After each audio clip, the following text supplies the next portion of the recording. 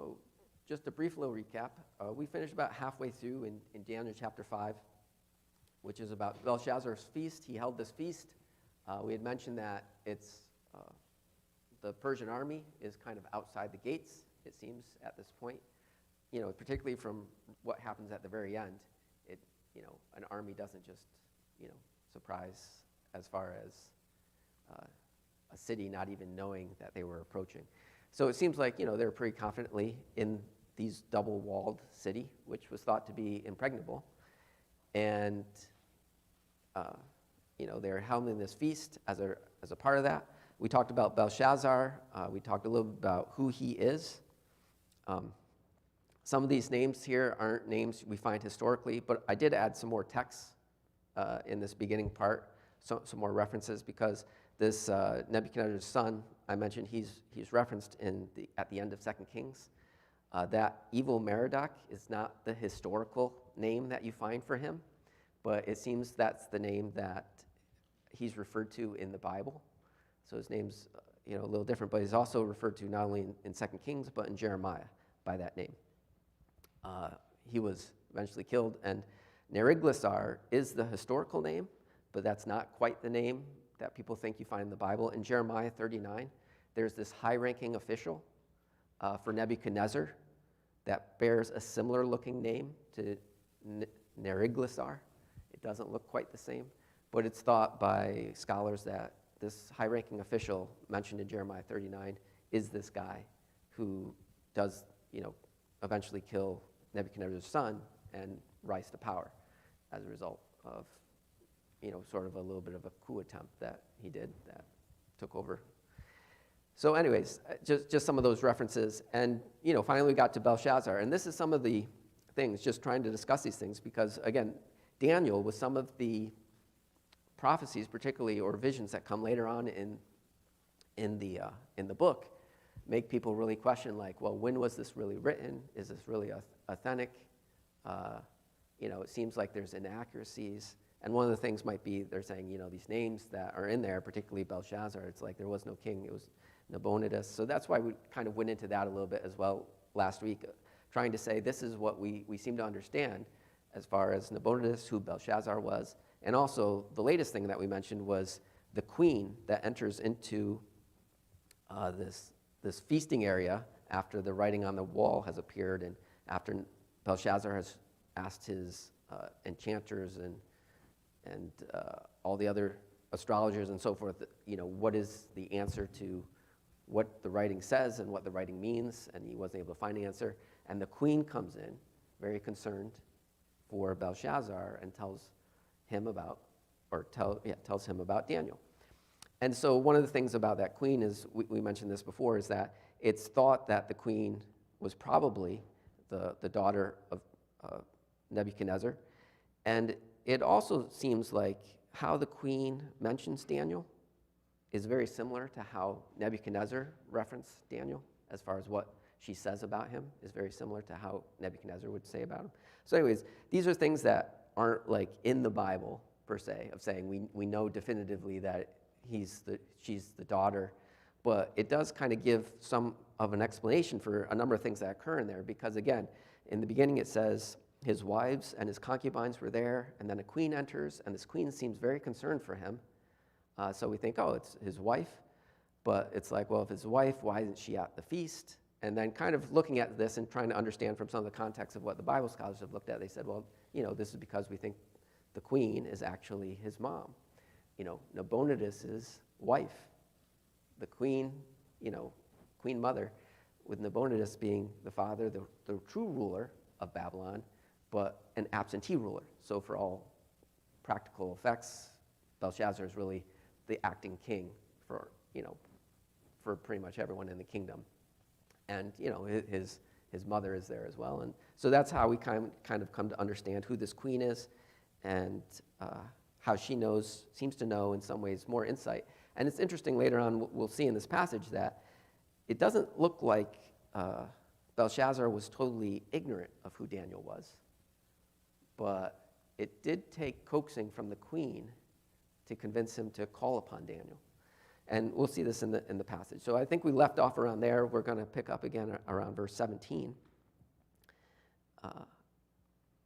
After the, or actually, I think we start around 13 or so. Actually, we'll begin at verse 13, because that's about where we ended it, after the queen told him to call Daniel.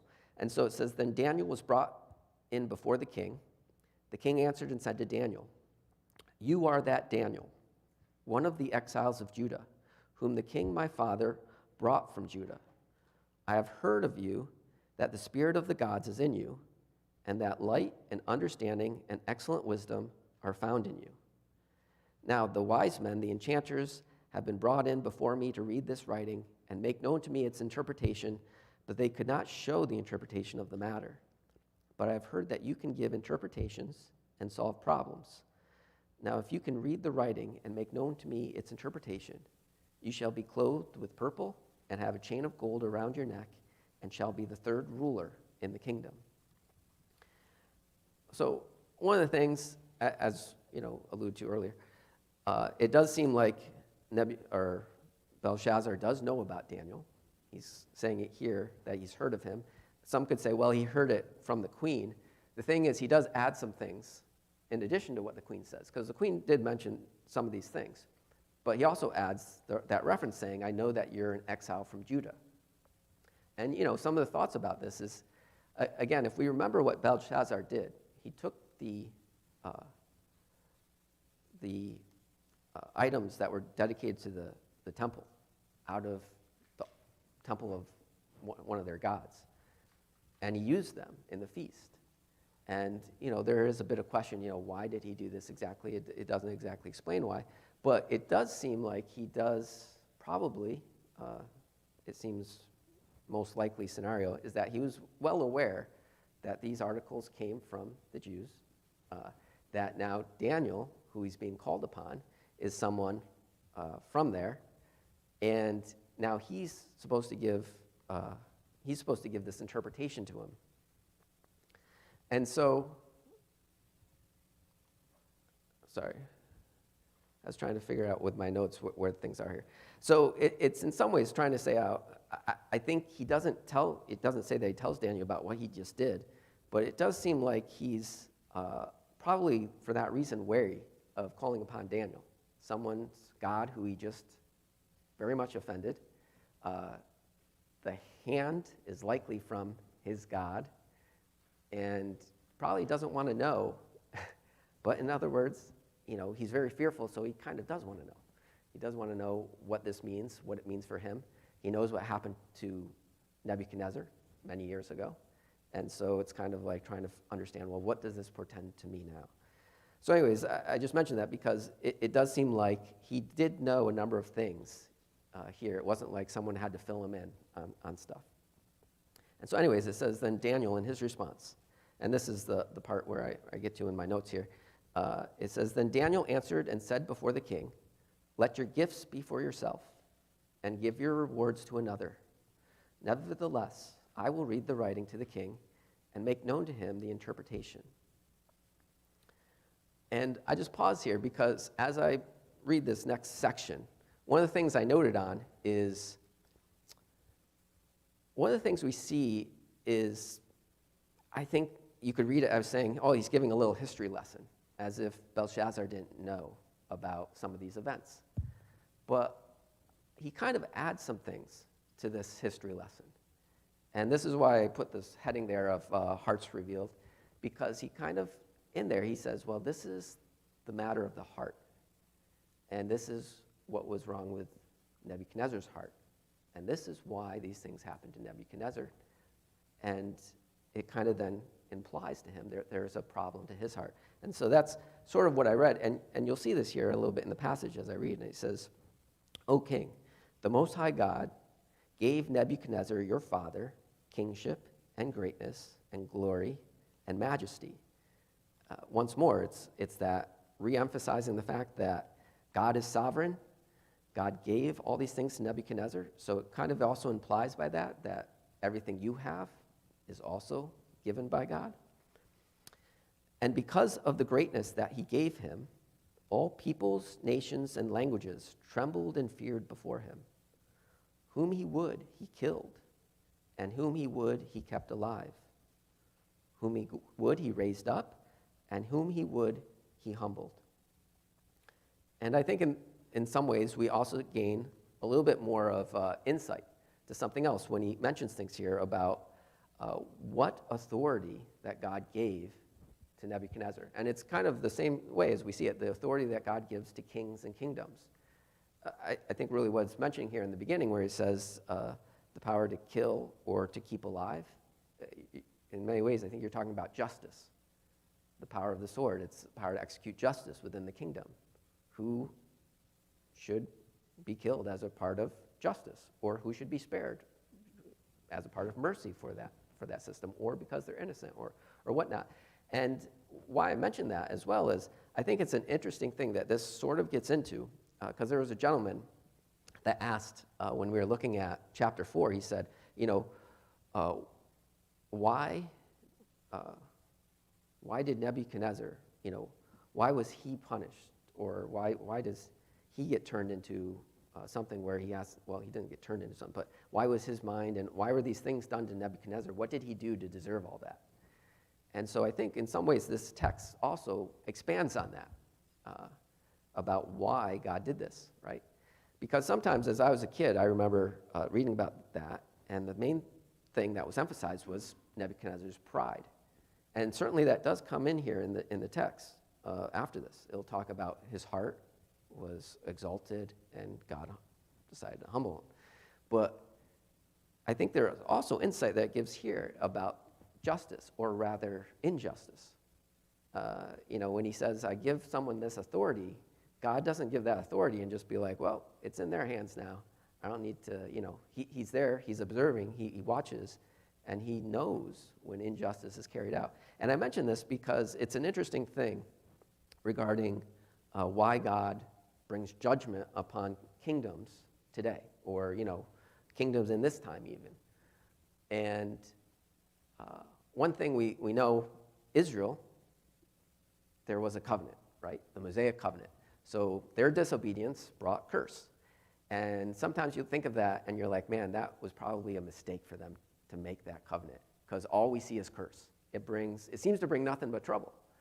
But I think, if someone makes that statement and says it was a mistake, I think they're the kind of person that buys low and sells high. There's also blessing in that covenant. And as we mentioned, this plan of restoration for Israel, there can be that time of blessing. Also that concept that, if they followed after God, they'd be blessed. And wouldn't other nations see them be blessed? So there's a special relationship we know that God has with Israel. So there's consequences as part of that special relationship. But then when you look at other nations, what are consequences? Why are there consequences or no consequences? You have to try to understand what brings about judgment from God on other nations. What is it that they do? Because it's not the same as Israel, right? Because they don't have some covenant with God. There's not this covenant of cursing and blessing with other nations. So in some ways, I think the story gets into it because there's that, if it's an interesting thing, I think, to study. If you go into the Old Testament, into other prophets who, where you see them being condemned and that things would happen with a number of the other prophets, when you look at those passages, to read those and say, well, why does God say these things are going to, why are they condemned? Why is judgment coming upon them?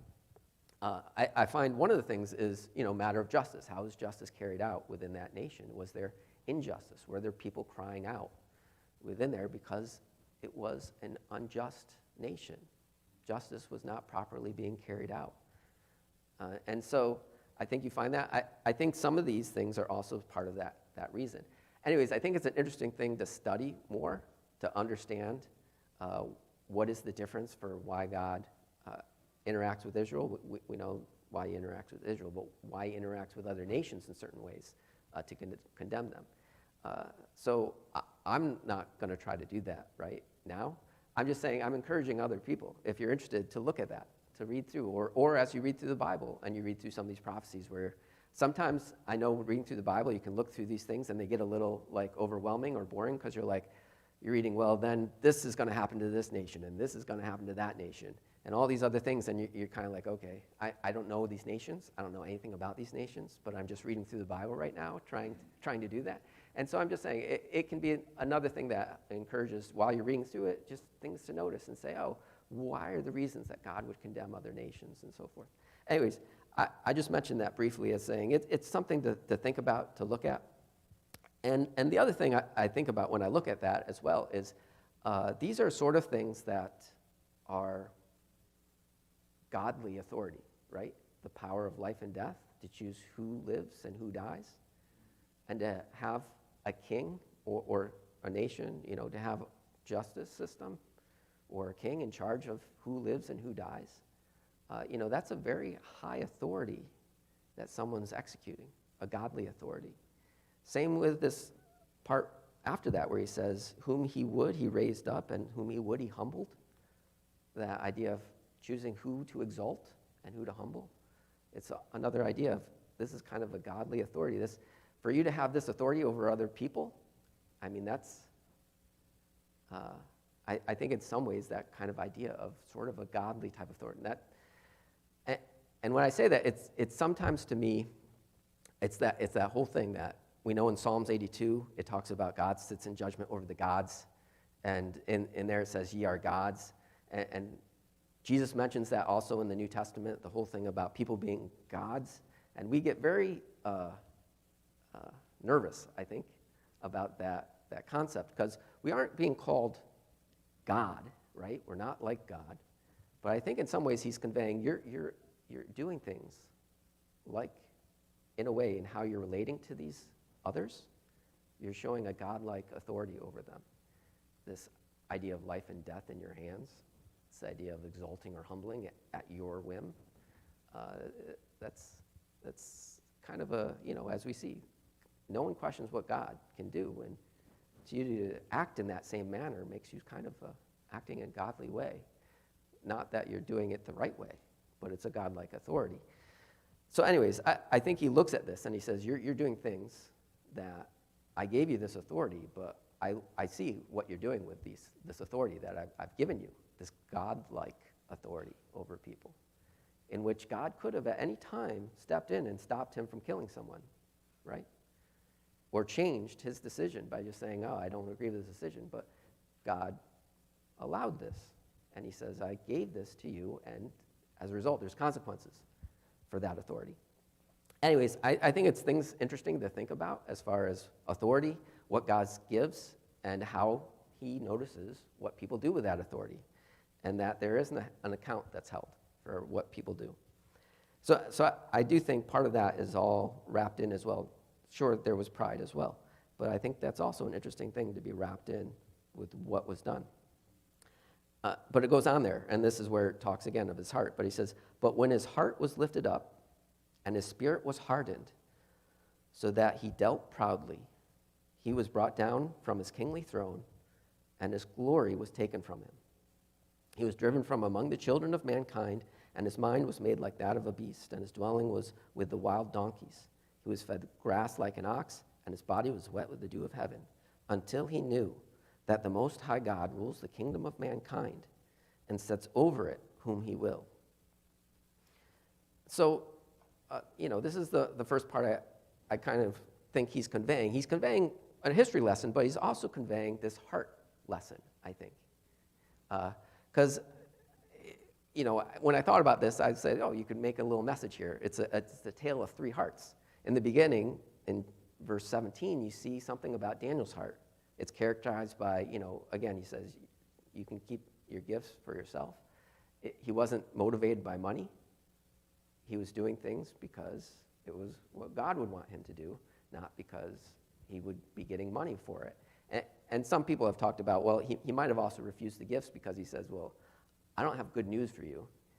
And so all this accolade you want to give me, you might want to reconsider after this message, because I'm not going to lie to you about what God has to tell you. And the other thing is, he says, nevertheless, I'm going to tell you. He says, he's not working for money, but he says, I'm going to tell you, I'm going to serve someone who isn't a very good person, who actually has done awful things, and also, took these vessels, desecrated them, used them in a very irreligious way. And he says, nevertheless, I'm going to serve you, Belshazzar, by providing you with that. So anyways, I think in some ways it gives that character of Daniel's heart.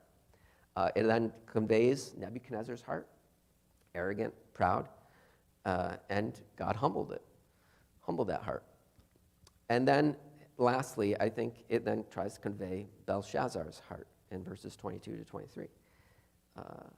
Picking up again, it says, after that, and he says, and you, his son, Belshazzar, have not humbled your heart, though you knew all this. But you have lifted up yourself against the Lord of heaven, and the vessels of his house have been brought in before you. And you and your lords, your wives, and your concubines have drunk wine from them. And you have praised the gods of silver and gold, of bronze, iron, wood, and stone, which do not see or hear or know. But the God in whose hand is your breath, and whose are all your ways, you have not honored. So I see also a number of accusations that are being brought against Belshazzar as well. First of all, he starts off with saying your heart is proud. I mean, he wasn't humbling himself. He didn't learn from, he knew about what happened to Nebuchadnezzar, but he didn't learn from it. He acted in a proud way. And other thing here is it kind of gives insight for why he brought these vessels in. It wasn't like he didn't know these vessels didn't belong to God. And it wasn't like he didn't know the association of these vessels and the God who did something to Nebuchadnezzar. It seems like it's understood that Belshazzar, in taking these vessels, he was trying to make a show, I don't know, to himself or to others, that he didn't even fear this God who had done what he did to the king Nebuchadnezzar who came before. I mean, you could say, well, I'm not sure it's all in there, but in some ways he is conveying that he knew what he was doing, and he knew he was directly doing something that was against, to show his superiority over, or his lack of fear of this Judean God. So he kind of says, you set yourself straight against the Lord of heaven. And not only that, he says, you talk about it's in your hands to choose who you honor and who you dishonor. I think in some ways he's also looking at it and saying, you have a choice. And your choice was you're going to honor what is dishonorable, and what is dishonorable, or what is honorable, you dishonor. I mean, it's kind of like you flop things around as far as what you're showing honor to and what you're showing dishonor to. You've made the exact opposite choices of what you should have in how you showed honor. And it's kind of, as it comes out here, it kind of shows also the boldness of Daniel. You have this king, and he's bold, first of all, in declaring about what happened with Nebuchadnezzar and what Nebuchadnezzar's problem was. Here's one of the greatest kings, well, probably the greatest king of Babylon, or the Babylonian Empire. And he's talking about, this serious faults that this king had. And in such a way, he's kind of saying, well, he had these faults. He was a much greater king than you. And I think in some ways it tells him, like, yeah, he was bold, he was proud, and God humbled him. And he says, you have that same problem as him. So anyways, I think as you look at that, he also is bold in saying, these gods that you were honoring, they're actually no gods at all. As he mentions there, he adds to that saying, they do not see, hear, or know, which is the opposite of God. These gods that you honor are the opposite of God. They can't do any of those things, and God does all of those things.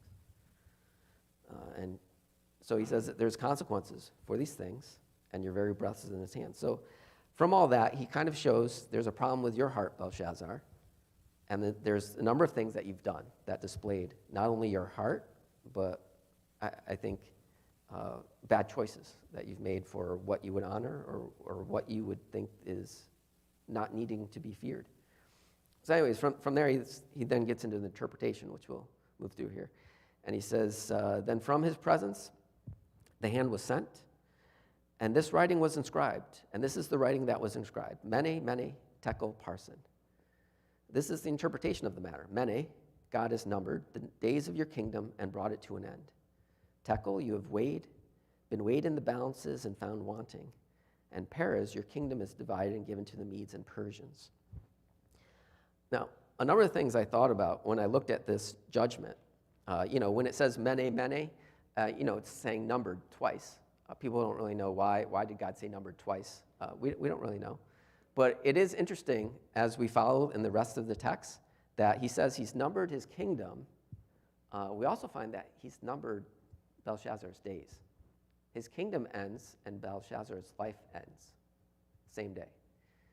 So, I don't know. In some ways, he's saying it's been numbered. The kingdom's days have been numbered.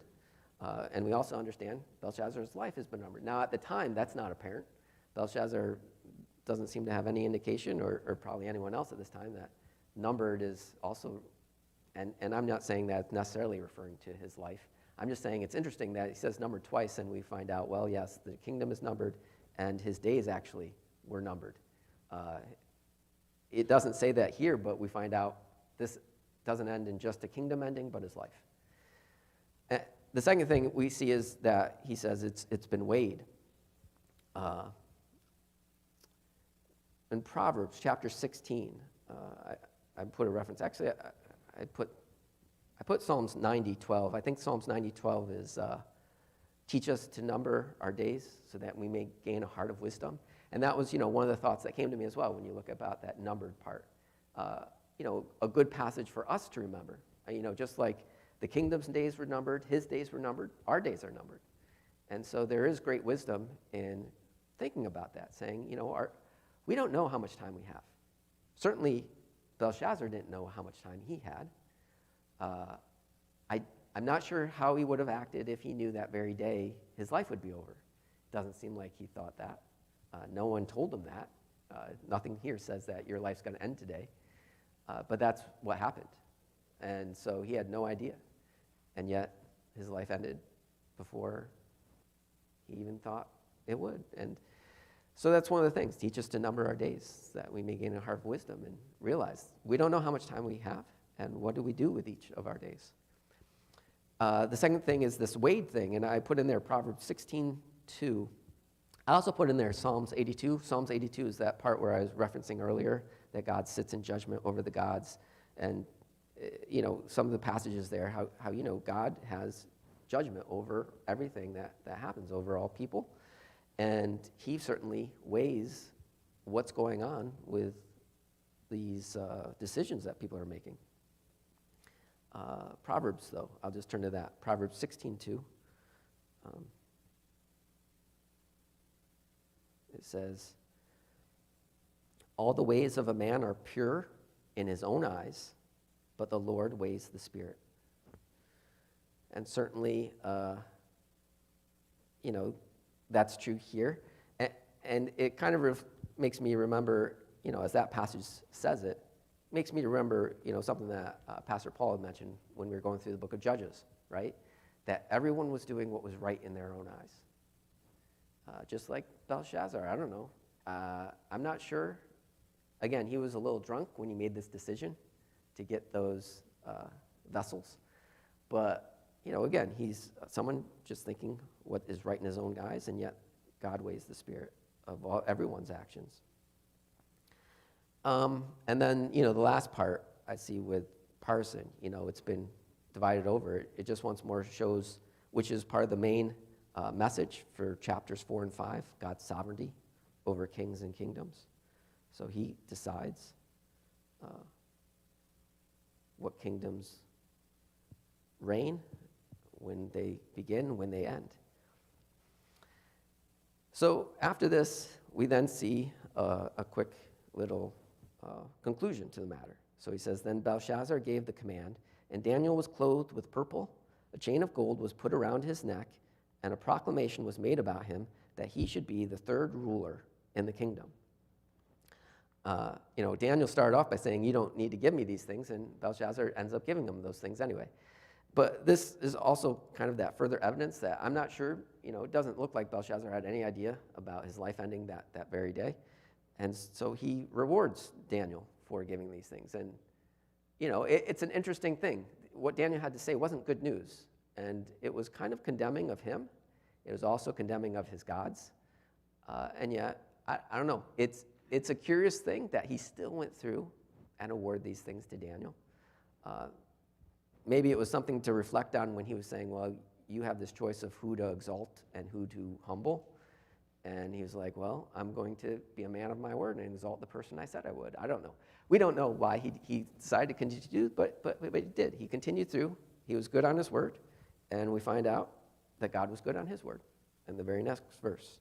And he says, that very night, Belshazzar, the Chaldean king, was killed, and Darius the Mede received the kingdom, being about 62 years old. So some of my reflections at the very end of this, I just wrote down there some passages, some verses I reflected on. First of all, Hebrews 10:31. It's a fearful thing to fall in the hands of the living God. Just like what we see happens with Nebuchadnezzar, the consequences for decisions, consequences for Belshazzar. And, as we recognize in our own lives, we serve a living God. He notices everything we do. And there may be consequences at times for the things we do. Fearful thing at times to remember that and to keep us from sin, right? That fear isn't to drive us away from God, but it's to keep us from sin. And then the second thing I thought about was this passage that's, in Matthew and Luke, where it says, you also must be ready, for the Son of Man is coming at an hour you do not expect. And I thought about that just because, Belshazzar didn't know when his life was going to end. So it kind of gets back to that same theme as we mentioned in Psalms, saying, teach us to number our days so that we gain a heart of wisdom. It's like this passage is also sort of saying that, be ready. You don't know when everything might change, when God will return, and are you ready for his return? You could say that, or you could say you don't know when you're going to die. Are you ready for when you're going to die? I mean, that's a little bit more grim way of looking at it, but it's true in both respects. I guess you could say if you're ready to die, you're in the same way. You're ready to meet God at any point, because when you die, you'll be in his presence if you know him and you serve him. If you trust in him, you have nothing to fear. And it's just that attitude once more of being ready. Anyways, these are some of the reflections. I don't know if anyone else has any thoughts or comments. I was going to end there. We've got 15 minutes to go. But yeah, if at all, I really enjoy that even if we don't discuss things. When people come up to me, sometimes says, you know what, I'm going to read through this because, it got me thinking. I remember, I was preaching 2 weeks ago on Daniel 4, and a number of people afterwards says, I'm going to read through the book of Daniel again because you got me thinking about some things. So it's like, that's always encouraging to me. Because even if we don't discuss stuff, if it causes you to go and read the Bible more and say, I'm going to look at some of these things a little bit more, then I think, that's ultimately what I would want to accomplish with people in going through the study. All right, I'll just close here in a word of prayer, and then we can begin to get ready for the next service. Our dear Heavenly Father, we thank you once more for being the God who you are, the God who is sovereign, the God who is just, who rightly decides things, who rightly discerns men's hearts, who is there not only to show justice, but also to show mercy in exalting who you would and humbling who you would. Thank you once more for this time that we could look in Daniel, and I pray that you might help each of us to number our days, to consider what we do with each day and what we might do to serve you. I ask all these things in Jesus' name. Amen.